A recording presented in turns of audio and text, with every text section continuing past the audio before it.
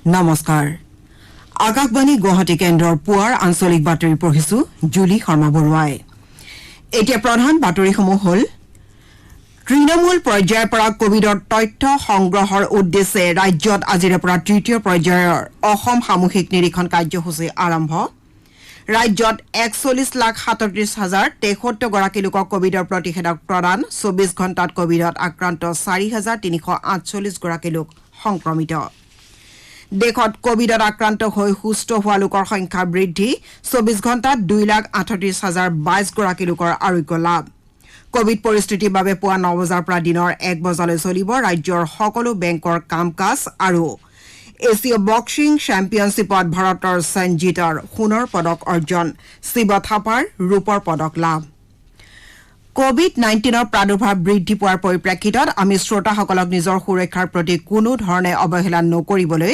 তথা সকলো ধৰণৰ প্ৰতিৰোধমূলক ব্যৱস্থা গ্ৰহণ কৰিবলৈ অনুৰোধ জনাইছো তদুপৰি কোভিড-19ৰ প্ৰথম পালি প্ৰতিষেধক গ্ৰহণ কৰা 18 বছৰৰ ঊৰ্ধ্বৰ প্ৰতিগৰাকী লোককে নিৰ্ধাৰিত সময়ত দ্বিতীয়টো পালি গ্ৰহণ কৰিবলৈকো আমি অনুৰোধ জনাইছো মাস্ক পৰিধান কৰক শাৰীৰিক দূৰত্বৰ বাবে 2 গজ ব্যৱধান অক্ষুণ্ণ ৰাখক আৰু হাত আৰু মুখৰ পৰিষ্কাৰ পৰিচ্ছন্নতাৰ প্ৰতি গুৰুত্ব আৰোপ কৰক কেন্দ্ৰীয় চৰকাৰে কোভিড-19 মহামাৰীৰ ফলত উদ্ভৱ হোৱা প্ৰত্যাহ্বানৰ মুখামুখি হ'ব পৰাকৈ দেশবাসী প্ৰস্তুত হৈ থকাটো নিশ্চিত কৰাৰ উদ্দেশ্যে সকলো ধৰণৰ প্ৰয়োজনীয় ব্যৱস্থা গ্ৰহণ কৰিছে এই সন্দৰ্ভত উদ্ভৱ হোৱা যিকোনো প্ৰশ্নৰ উত্তৰ বিচাৰি আপোনালোকে ৰাষ্ট্ৰীয় পৰ্যায়ত 01123978046 অথবা 1075 নম্বৰত আৰু অসমৰ ক্ষেত্ৰত 104 নম্বৰত ফোন কৰিব পাৰিব এতিয়া শুনক বিতং বাতৰি কোভিড-19ৰ বিভিন্ন তথ্য তৃণমূল পৰ্যায়ৰ পৰা সংগ্ৰহ কৰাৰ লগতে জনসাধাৰণক সজাগ কৰাৰ উদ্দেশ্যে সমগ্ৰ ৰাজ্যত আজিৰে পৰা আৰম্ভ হ'ব তৃতীয় পৰ্যায়ৰ অসম সামূহিক নিৰীক্ষণ কাৰ্যসূচী ৰাজ্য স্বাস্থ্য বিভাগে আৰম্ভ কৰা এই কাৰ্যসূচীৰ অধীনত চিকিৎসা কৰ্মীসকলে গ্ৰামাঞ্চললৈ গৈ কোভিড ৰোগী আৰু তেওঁলোকৰ পৰিয়ালৰ সদস্যসকলৰ সৈতে মত বিনিময় কৰিব তদুপৰি জনসাধাৰণে মহামাৰীৰ ক্ষেত্ৰত ল'বলগীয়া সাৱধানতা তথা বিভিন্ন কাম-কাজ সম্পৰ্কে স্বাস্থ্যকৰ্মীয়ে তেওঁলোকক অৱগত কৰিব দলটোৱে মাস্কৰ ব্যৱহাৰ শাৰীৰিক দূৰত্ব ৰক্ষা হাত ধোৱা বাসগৃহত আছুতীয়াকৰণ আৰু কোভিড সম্পৰ্কীয় বিভিন্ন চৰকাৰী নীতি নিৰ্দেশনা সন্দৰ্ভতো ৰাইজক অৱগত কৰিব চিকিৎসা কৰ্মীৰ দলত খণ্ড পৰ্যায়ৰ এগৰাকী চিকিৎসা বিষয়া আৰু সামূহিক স্বাস্থ্য বিষয়াৰ লগতে আশা কৰ্মী বা আন স্বাস্থ্য কৰ্মী থাকিব এই ক্ষেত্ৰত দলটোৰ প্ৰতি গাঁও বুঢ়া আৰু গাঁও সমিতিৰ আন সদস্যসকলেও সহযোগিতা আগবঢ়াব চিকিৎসা কৰ্মীৰ দলটোৱে কোভিড আক্ৰান্তসকলৰ কিমানে শ্বাস প্ৰশ্বাসৰ সমস্যা বা আন সমস্যাত ভুগিছিল সেই সন্দৰ্ভতো তথ্য সংগ্ৰহ কৰিব তেওঁলোকে গাঁওখনলৈ বাহিৰৰ পৰা অহা আৰু গাঁওখনত স্থায়ীভাৱে থকা লোকৰ তথ্য সংগ্ৰহ কৰিব এই তথ্যৰ ওপৰত ভিত্তি কৰি দলটোৱে পৰৱৰ্তী সময়ত জাপানী এনকেফেলাইটিছ মেলেৰিয়া ডেংগুকে ধৰি অন্য ৰোগ চিনাক্তকৰণৰ বাবে নমুনা সংগ্ৰহ কৰিব লাগে নেকি সেই কথা নিশ্চিত কৰিব ৰাজ্যৰ স্বাস্থ্য বিভাগে নগৰ অঞ্চলতো এনেধৰণৰ চিকিৎসা কৰ্মী দল গঠন কৰি ঘৰে ঘৰে কোভিড সম্পৰ্কীয় তথ্য সংগ্ৰহৰ দিহা কৰিছে যোৱাবাৰ কোভিডৰ প্ৰথম ঢৌৰ সময়ত অসম চৰকাৰে মে মাহত প্ৰথমটো আৰু জুনৰ পৰা ছেপ্টেম্বৰলৈ দ্বিতীয়টো সামূহিক নিৰীক্ষণ কাৰ্যসূচী আৰম্ভ কৰিছিল দুটা পৰ্যায়ৰ কাৰ্যসূচীৰ সফলতাৰ পাছত স্বাস্থ্য বিভাগে ৰাজ্যৰ তৃতীয় পৰ্যায়ৰ সামূহিক নিৰীক্ষণ কাৰ্যসূচী আৰম্ভ কৰাৰ ব্যৱস্থা কৰিছে গাঁও অঞ্চলত কোভিড নিয়ন্ত্ৰণ আৰু প্ৰতিৰোধ কৰাৰ বাবে পঞ্চায়ত আৰু গ্ৰামোন্নয়ন বিভাগে গণ আন্দোলন গঢ়ি তোলা বুলি পঞ্চায়ত আৰু গ্ৰামোন্নয়ন বিভাগৰ মন্ত্ৰী ৰঞ্জিত কুমাৰ দাসে প্ৰকাশ কৰিছে এই গণ আন্দোলনত ৰাজ্যৰ মন্ত্ৰী সাংসদ বিধায়ক আৰু পৰিষদীয় সমষ্টিৰ সদস্যসকলৰ উৎসাহজনক অংশগ্ৰহণে প্ৰতিৰোধী অভিযান অধিক ক্ষীপ্ৰ আৰু ফলপ্ৰসূ কৰি তোলা বুলি মন্ত্ৰী শ্ৰী দাসে উল্লেখ কৰিছে কালি সংবাদ মাধ্যমৰ সৈতে হোৱা বাৰ্তালাপত মন্ত্ৰীগৰাকীয়ে এই কথা প্ৰকাশ কৰি কয় যে ৰাজ্যৰ প্ৰতিখন গাঁও পঞ্চায়ত আৰু ভিচিডিচি বা ভিডিচিত একোটাকৈ সমৰ কক্ষ স্থাপন কৰা হৈছে আৰু ই গ্ৰামাঞ্চলত কোভিড বিৰোধী যুঁজখনৰ বাবে নডেল কেন্দ্ৰ হিচাপে কাম কৰিছে তদুপৰি প্ৰতিখন গাঁও পঞ্চায়ত আৰু ভিচিডিচি বা ভিডিচিত পঞ্চায়তী ৰাজ প্ৰতিষ্ঠানৰ প্ৰতিনিধিসকলৰ অংশগ্ৰহণেৰে কৰ্মবাহিনী গঠন কৰা হৈছে বুলিও মন্ত্ৰীগৰাকীয়ে সাংবাদিকৰ আগত প্ৰকাশ কৰে আনহাতে পঞ্চায়ত আৰু গ্ৰামোন্নয়ন বিভাগৰ মুঠ ৩,287টা পদত শীঘ্ৰেই নিযুক্তি প্ৰদান কৰা হ'ব বুলিও মন্ত্ৰী শ্ৰী দাসে সদৰি কৰিছে ৰাজ্যত কালি দিনটো ৪,৩৪৮ জন লোক কোভিড-19ত আক্ৰান্ত হোৱাত এতিয়ালৈকে এই ৰোগত আক্ৰান্ত হোৱা লোকৰ সংখ্যা 4,11,000 অতিক্ৰম কৰিলে। ইয়াৰ ভিতৰত 384 জনে কামৰূপ মহানগৰ জিলাৰ লোক। কালি 1,11,586টা নমুনা পৰীক্ষাৰ অন্তত 3.90% দেহত সংক্ৰমণ ধৰা পৰে।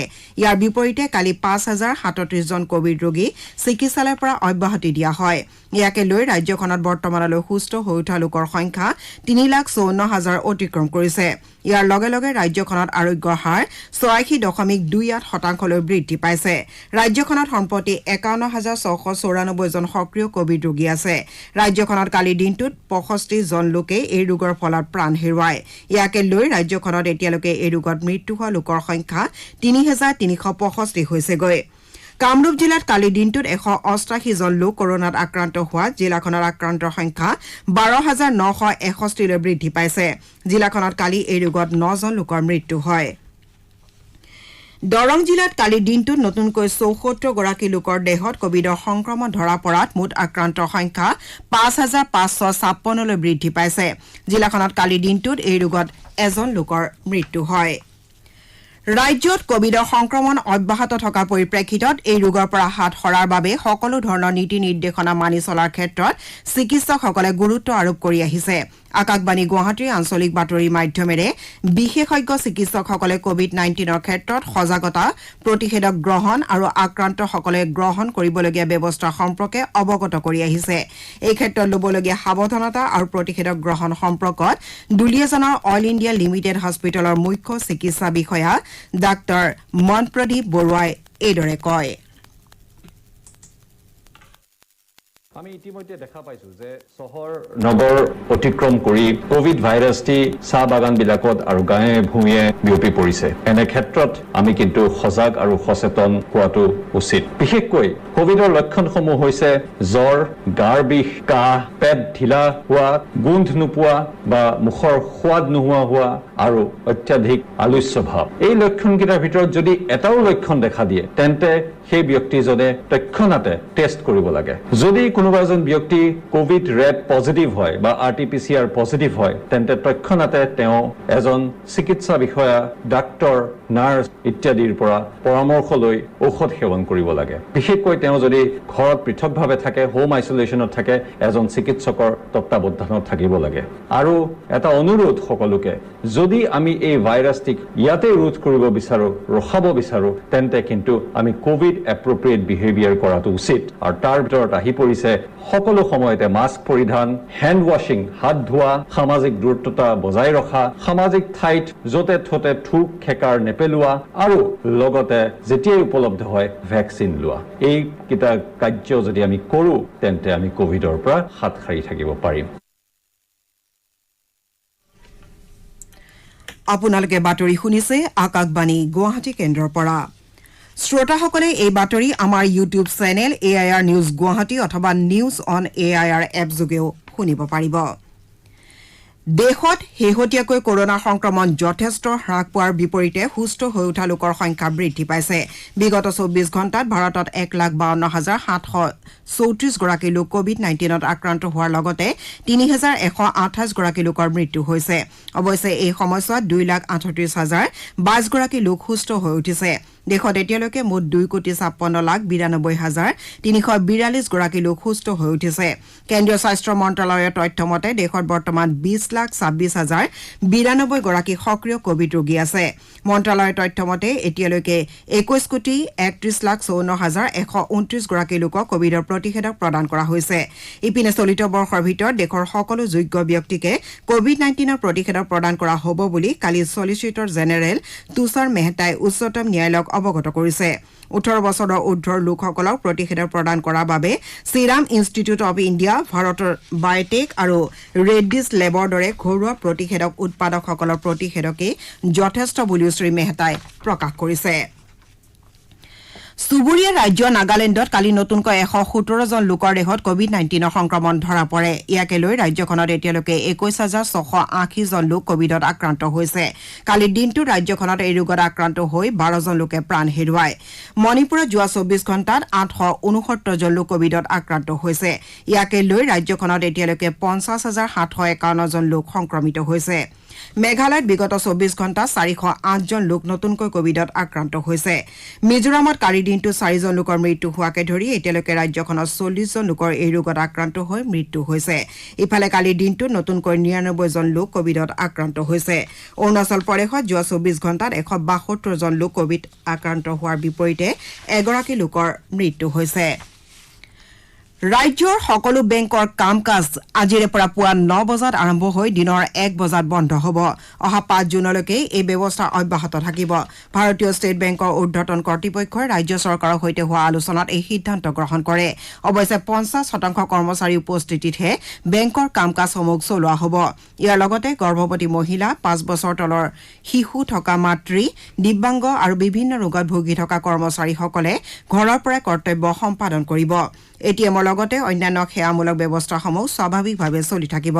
উল্লেখযোগ্য যে পূৰ্বে 10 বজাৰ পৰা দিনৰ 2 বজালৈ বেংকৰ কাম কাজ চলিছিল যদিও কোভিড পৰিস্থিতিৰ প্ৰতি লক্ষ্য ৰাখি সময় সলনিৰ সিদ্ধান্ত লোৱা বুলি ভাৰতীয় ষ্টেট বেংকৰ গুৱাহাটীৰ জনসম্পৰ্কৰক্ষী বিষয়া দ্বিজেন চন্দ্ৰ বৰাই প্ৰকাশ কৰে। ইয়াৰ লগতে একেবাৰে এৰাব নোৱাৰা কাৰণতহে গ্ৰাহকক বেংকলৈ অহাৰ বাবে বেংক কৰ্তৃপক্ষই আহ্বান জনাইছে। চলিত বৰ্ষৰ CBSE আৰু CISCEৰ দ্বাদশ শ্ৰেণী পৰীক্ষা অনুষ্ঠিত কৰা সন্দৰ্ভত দুদিনৰ ভিতৰত কেন্দ্ৰীয় চৰকাৰে সিদ্ধান্ত গ্ৰহণ কৰিব। দ্বাদশ শ্ৰেণী পৰীক্ষা বাতিল কৰাৰ বাবে দাবী উঠাৰ সময়তে কালি উচ্চতম ন্যায়ালয়ত কেন্দ্ৰীয় চৰকাৰে এই কথা স্পষ্ট কৰিছে। চৰকাৰৰ হৈ এটৰ্নী জেনেৰেল কে বেণুগোপালে ন্যায়ালয়ক এই কথা অৱগত কৰিছে। ইফালে কেন্দ্ৰীয় শিক্ষামন্ত্ৰী ৰমেশ পোখৰিয়াল নিশাংকে আজি দ্বাদশ শ্ৰেণী পৰীক্ষা সন্দৰ্ভত চৰকাৰৰ স্থিতি ঘোষণা কৰাৰ সম্ভাৱনা আছে। কেন্দ্ৰীয় মন্ত্ৰীগৰাকীয়ে 1 জুনত চৰকাৰৰ স্থিতি সদৰি কৰিব বুলি ইতিপূৰ্বে প্ৰকাশ কৰিছিল। ৰাজ্যত এতিয়ালৈকে 41,37,073 পালি কোভিড-19 প্ৰতিষেধক প্ৰদান কৰা হৈছে। ইয়াৰে 33,03,949 গৰাকী লোকক প্ৰথম পালি আৰু 8,33,124 গৰাকী লোকক দ্বিতীয় পালি প্ৰতিষেধক প্ৰদান কৰা হৈছে। ডুবাইত অনুষ্ঠিত এছিয় বক্সিং চেম্পিয়নশ্বিপত ভাৰতৰ সঞ্জিতে সোণৰ পদক অৰ্জন কৰিছে। কালি অনুষ্ঠিত পুৰুষৰ 91 কিলোগ্ৰাম ওজন শাখাৰ ফাইনেলত সঞ্জিতে অলিম্পিকত ৰূপৰ পদক অৰ্জন কৰা কাজাখাস্তানৰ ৱেছেলি লেভিটক 4-1 ফলাফলত পৰাস্ত কৰে। আনহাতে যোৱাবাৰৰ চেম্পিয়ন অমিত পংঘল আৰু শিৱ থাপাই নিজ নিজ শাখাত ৰূপৰ পদক অৰ্জন কৰে। এই প্ৰতিযোগিতাত পংঘল আৰু থাপাৰ লগতে MC মেৰিকম, লালৱাট চাহি, অনুপমাই ৰূপৰ পদক লাভ কৰিছে। ইয়াৰ উপৰি ভাৰতৰ 8 গৰাকীকৈ বক্সাৰ ক্ৰমে বিকাশ কৃষণ, সিমৰনজিৎ কৌৰ, লাভলীনা বৰগোহাঁই, জেছমিন, সাক্ষী চৌধুৰী, মণিকা স্বাতি আৰু ৱৰিন্দৰ সিঙে ব্ৰঞ্জৰ পদক লাভ কৰিছে। এতিয়া শুনক আজি গুৱাহাটীৰ পৰা প্ৰকাশিত বাতৰি কাকতসমূহৰ মুখ্য বাতৰি চমু অৱলোকন প্ৰণীতা দেৱীৰ পৰা। দেশত জুনৰ শেষলৈ কোভিডৰ সংক্ৰমণ হ্ৰাস পাব বুলি 3গৰাকী বিশেষজ্ঞই প্ৰকাশ কৰা সম্ভাৱনা সম্পৰ্কীয় এটা বাতৰিত আমাৰ অসম কাকতে জুনৰ শেষত কোভিড শেষ, ভাৰতত কোভিড সংক্ৰমণ হ্ৰাস পাব 93% শিৰোনামেৰে মুখ্য বাতৰি প্ৰকাশ কৰিছে। মণিপুৰ, নাগালেণ্ড হৈ ৰাজ্যলৈ ড্ৰাগছ সৰবৰাহ হোৱা বুলি এটা বাতৰি অসমীয়া প্ৰতিদিন কাকতে ম্যানমাৰৰ পৰা অসমলৈ ড্ৰাগছৰ বৃহৎ জাল শিৰোনামেৰে মুখ্য বাতৰি প্ৰকাশ কৰিছে। একেটা বাতৰিকে মুখ্যমন্ত্ৰীৰ নিৰ্দেশত যোৱা 5 দিনত চলা অভিযানত 140টা গোচৰ ৰুজু, 258 জন লোকক গ্ৰেপ্তাৰৰ উদ্ধৃতিৰে দৈনিক জনমভূমি কাকতে মাৰাত্মক ড্ৰাগছে চানি ধৰিছে অসম শিৰোনামেৰে মুখ্য বাতৰি প্ৰকাশ কৰিছে। নিয়মীয়া বাৰ্তা কাকতে অপৰাধী আৰক্ষীৰ বিৰুদ্ধেও কঠোৰ অভিযান, ধুবুৰীত চিণ্ডিকেটৰ কিংপিন DSP গ্ৰেপ্তাৰ শিৰোনামেৰে মুখ্য বাতৰি প্ৰকাশ কৰিছে। একেটা বাতৰিকে দৈনিক অগ্ৰদূত কাকতেও মুখ্য বাতৰিৰ স্থান দিছে। ব্যক্তিগত চিকিৎসালয়ত পৰীক্ষাৰ নামত কোভিড ৰোগীৰ পৰা 40%ৰো অধিক মাচুল আদায় কৰা বুলি এটা বাতৰি দৈনিক অসম কাকতে ৰোগীক লুণ্ঠনৰ তথ্য কমিটিৰ হাতত শিৰোনামেৰে মুখ্য বাতৰি প্ৰকাশ কৰিছে। অসমীয়া খবৰ কাকতে বিশ্বৰ সৰ্ববৃহৎ জনবহুল ৰাষ্ট্ৰ চীনৰ অভূতপূৰ্ব সিদ্ধান্ত, এটা দুটা নহয় 3টা সন্তান জন্ম দিয়ক শিৰোনামেৰে মুখ্য বাতৰি পৰিৱেশন কৰিছে। দ্য চেণ্টিনেল কাকতে গাঁওসমূহত কোভিডৰ সংক্ৰমণ ৰোধ কৰাৰ বাবে স্বাস্থ্য বিভাগে গ্ৰহণ কৰা পদক্ষেপৰ বাতৰিত মুখ্য বাতৰিৰ স্থান দিছে। আনহাতে ৰাজ্যত নগৰ অঞ্চলৰ প্ৰকল্পসমূহ ৰূপায়ণৰ ক্ষেত্ৰত কেন্দ্ৰীয় চৰকাৰে সকলো সহায় আগবঢ়াব বুলি এটা বাতৰি দি আছাম ট্ৰিবিউন কাকতে গুৰুত্ব সহকাৰে প্ৰথম পৃষ্ঠাত স্থান দিছে। এয়াই আছিল আজি গুৱাহাটীৰ পৰা প্ৰকাশিত দৈনিক বাতৰি কাকতসমূহৰ প্ৰথম পৃষ্ঠাৰ বাতৰিত চমু অৱলোকন। ধন্যবাদ প্ৰণীতা বাতৰি শেষ কৰাৰ আগে প্ৰধান বাতৰি কেইটামান আকৌ এবাৰ পঢ়ি দিছো তৃণমূল পৰ্যায়ৰ পৰা কোভিডৰ তথ্য সংগ্ৰহৰ উদ্দেশ্যে ৰাজ্যত আজিৰ পৰা তৃতীয় পৰ্যায়ৰ অসম সামূহিক নিৰীক্ষণ কাৰ্যসূচী আৰম্ভ ৰাজ্যত 41,37,073 গৰাকী লোকক কোভিডৰ প্ৰতিষেধক প্ৰদান আৰু কোভিড পৰিস্থিতিৰ বাবে পুৱা 9 বজাৰ পৰা দিনৰ 1 বজালৈ চলিব ৰাজ্যৰ সকলো